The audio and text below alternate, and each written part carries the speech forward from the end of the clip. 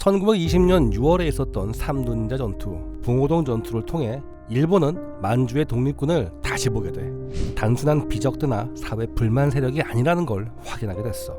월강 추격대를 지휘했던 야스카와 소자의 봉오동 부근 전투 상부의 보고 내용을 보면 적은 상당히 훈련돼 지용을 이용한 방어 시 전투력이 상당함, 전투에 용감히 임함 이라며 독립군이 도적대나 그저 그런 무장 집단이 아니라 훈련이 잘 된 군대란 걸 인정해. 이렇게 되니 일본도 독립군을 다시 보게 돼. 그리고 그 대책을 내놓게 되는데 크게 두 가지로 나뉠 수가 있어. 하나는 중국에 압력을 넣는 거였고, 나머지 하나는 직접 군대를 동원하는 거야. 이렇게 해서 1920년 7월 일본은 간도지방 불령선인 초토계획이라는 걸 구상하게 돼. 여기서 말하는 불령선인은 반일 활동을 하는 조선인을 말하지. 일본은 군대를 동원해서 간도 지역에 있는 독립군을 토벌하려고 했던 거야. 만주 지역은 엄연히 중국 땅인데 일본이 함부로 군대를 동원할 순 없었지. 그래서 우선은 중국 군벌인 장쩌린에게 압력을 넣어 독립군을 토벌하려 했어. 중국군이 독립군을 토벌하지 않으면 일본군이 만주에 직접 출병해서 군사행동을 감행하겠다고 압력을 넣어. 이때 등장한 게 중국 육군 혼성여단의 보병 제1단장 맹부덕이야. 독립군 토벌의 총지휘관이었던 맹부덕은 독립군과 교섭을 했는데 교섭 내용은 간단했어. 일본군이 파악할 정도로 잘 알려진 근거지 몇 개를 내놓고 대신 일본 쪽 눈에 잘 띄지 않는 산림지대로 근거지를 옮기라는 거지. 대신 중국군은 독립군의 이동이나 근거지 건설을 방해하지 않겠다는 거였어. 이 교섭 결과 만주 길림성의 영기련, 훈춘현, 왕청현, 화룡현에 4현의 근거지를 뒀던 독립군들이 1920년 8월 하순부터 대이동을 시작해. 그 사이 일본은 간도지방 불령선인 초토계획에 따라 군대를 투입할 준비를 하지. 봉오동 전투 때처럼 100명 단위의 병력이 아니라 수만 명 수준의 대단히 병력을 동원해서 북간도를 포위, 만주에서 활동하는 독립군을 완전히 뿌리 뽑겠다는 생각을 한 거야. 작정하고 군대를 준비했지만 중국 땅에 출병하는 건 아무래도 부담이었지. 중국 땅에 부대를 투입시키려면 명분이 필요했지. 그리고 그 명분은 딱 알맞을 때 알맞게 등장해. 바로 훈춘 사건이야. 1920년 9월 10일 중국 마적대가 훈춘에 있는 일본 영사관을 공격해서 불을 지르고 일본과 조선인 10여 명을 죽이는 사건이 벌어져. 일본은 이 사건을 명분으로 출병을 하게 돼. 제국 시민을 보호한다는 명분이었지. 자국민 보호라는 명분을 내세우자 그동안 출병을 반대하던 일본 외교부도 수긍을 했고 10월 7일이 되면 일본군의 간도 출병에 대한 내각의 승인까지 얻어내. 그 다음부터는 일사천리였지. 중국과의 협의를 통해 토벌 범위를 정하고 제한구역 밖으로는 이동을 하지 않겠다고 서로 협정을 맺어. 그리고 군부대의 출동 명령을 내리지. 조선에 있었던 19, 24단, 시베리아 파병군 11, 13, 14사단 그리고 관동군까지 투입했어. 이렇게 동원한 병력이 2만 명을 훌쩍 넘었지. 장비도 생각해봐야 하는데 삼포로 산악지대를 포격하고 비행기로 정찰을 할 예정이었어. 거기다 공병대를 동원해 산악지대 도로를 개척할 계획까지 짜뒀어. 통신 확보에도 신경을 썼지. 함경북도 경원과 훈춘 사이에 군용 전신선을 쭉 설치했고 무선 통신소도 설치했어. 이 상황에서 독립군은 어디서 뭘 하고 있었어? 백두산 동북쪽 청산리 골짜기로 수천 명 정도가 이동했어.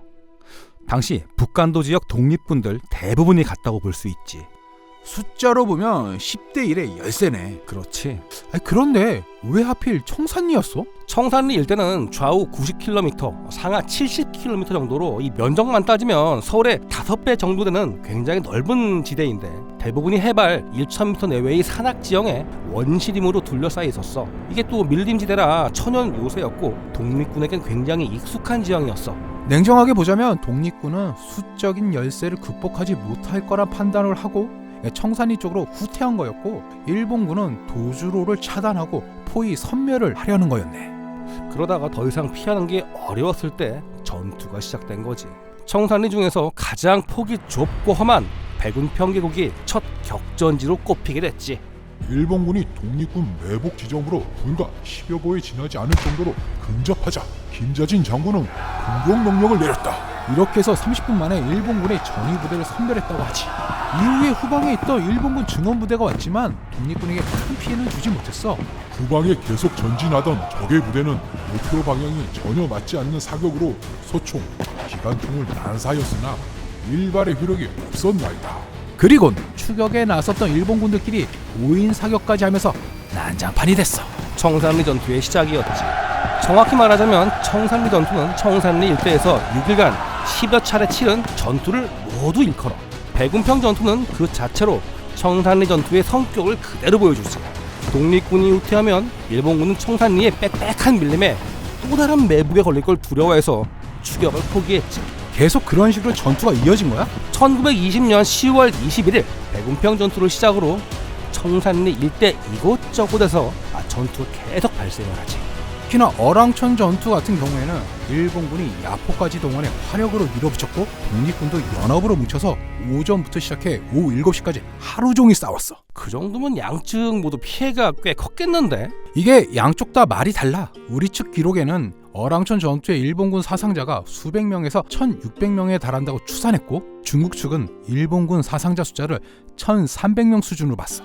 상해 임시정부에서는 일본군 300명을 사살했고 독립군 100명이 전사했다고 발표했지. 그럼 일본 측은? 일본 측 기록인 간도 출병사를 보면 어랑천 전투가 가장 큰 규모의 전투였다고 인정해. 그런데 그 피해가 일본군 전사 3명에 부상 11명이라고 나와 있어. 독립군 피해 규모는 알 수 없다고 나와 있고.